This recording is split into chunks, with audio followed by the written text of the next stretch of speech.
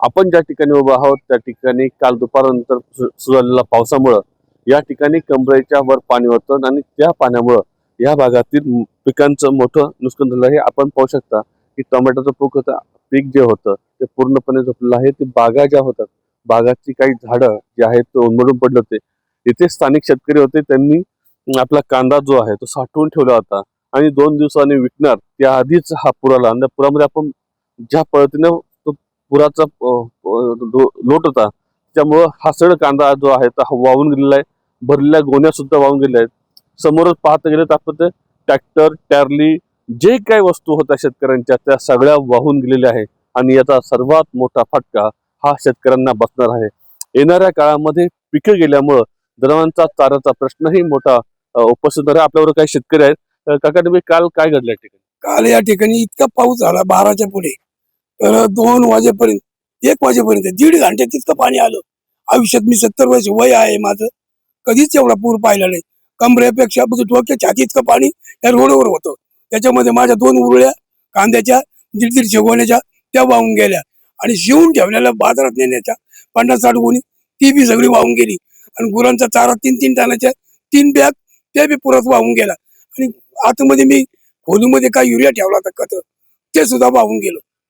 काही भिजलो म्हणजे सगळं नुकसानच झाली। काही गोण्या गबाळ लटकून पडल्यात, त्या गबाळामुळे ते जाता नाही आल्या। म्हणजे कमीत कमी 5 लाखाच्या आसपास नुकसान झालं असेल। मोठं नुकसान झालं। आपल्याबरोबर काही शेतकरी आहेत, तुम्ही काल काही लोकांना वाचवण्याचा प्रयत्न केला, नेमकी काय झालं? ते आता ट्रॉलीमध्ये ते चालले होते, ते अचानक काही सेकंदात इतकं पाणी आलं की त्यांना काही हालताच नाही आलं आणि ती ट्रॉली सरळ होती। ती ट्रॉली पाण्याच्या झोताने पलटी होण्याच्या भीतीने पलटी झाली असती तर ते वाहून गेले असते। त्याच्यामुळे गावातले आमचे जो मित्र परिवार होता, तरुण मंडळ होतं, त्यांनी लवकरात लवकर कारवाई करून दावे इकडे तिकडे बांधून त्या ट्रॉलीला बांधले आणि त्यांना सुखरूप इकडे आणलं। किती लोक अडकली होती आणि किती वेळामध्ये त्यांना काढलं? एकूण 7 लोक अडकली होती। ते आम्ही 4 लोक काढले आणि जे गीते साहेब होते त्यांनी ते 2 लोक आमच्या मागे पोलाला धरून बसले होते ते त्यांनी काढून घेतले। साधारणतः या इथे जे आहे ते पाणी येण्याचं कारण काय?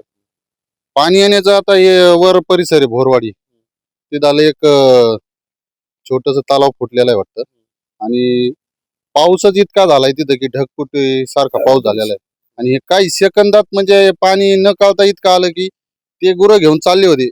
2 गुरं तिथं बांधले आणि माग येणार इतक्यात ते तिथं पाण्यात फसले। मग त्यांना काही हालचाल करताना आणि पाण्याचा फ्लो इतका वाढला की त्यांना धरायला सोर्स नव्हता, पण तिथल्या लोकांनी त्यांना थोडं सांगून इकडे इकडे या म्हणून ते पोलाला धरून वाचले, नाहीतर ते मग वाहून गेले असते। काही इथल्या स्थानिक शेतकऱ्यांच्या मदतीने त्या ग्रामस्थांना वाचवण्यात यश आलेलं आहे। परंतु या परिसरामधून 2 नद्या वाहतात आणि त्या नद्यांच्या प्रवाहामध्ये आज शेतकरी बोलत नसले तरी मोठ्या प्रमाणात असलेले अतिक्रमण, कारण जो नदीचा प्रवाह आहे तो प्रवाह बदलला गेला आणि त्यामुळं या ठिकाणी जो पूर आला होता याला तोही कारणीभूत आहे।